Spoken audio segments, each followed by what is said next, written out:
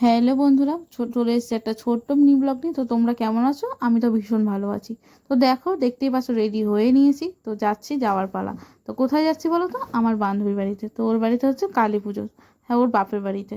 তো আমার বাড়ি থেকে 2 মিনিটেরই রাস্তা। তো আমার বর আমাকে দিয়ে আসতেই গেছিলো, তো রেডি হয়ে বেরিয়ে পড়েছিলাম। তা ভাবলাম বান্ধবীর বাড়ি যাচ্ছি, পুজো হবে, ও ছোটোখাটো একটা মানে আয়োজন করেছে, তো ভাবলাম মিষ্টিটা নেওয়াই যাক। তো বর আর আমি চলে গেলাম মিষ্টির দোকানে, মিষ্টিটাকে নিয়ে তারপরে বান্ধবীর বাড়িতে চলে গেছিলাম।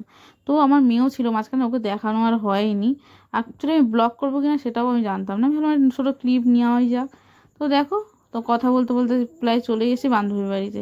তো ঠাকুরটাকে কত মিষ্টি লাগছে, আর আমার ভীষণ প্রিয় কালী ঠাকুর, জানো তো।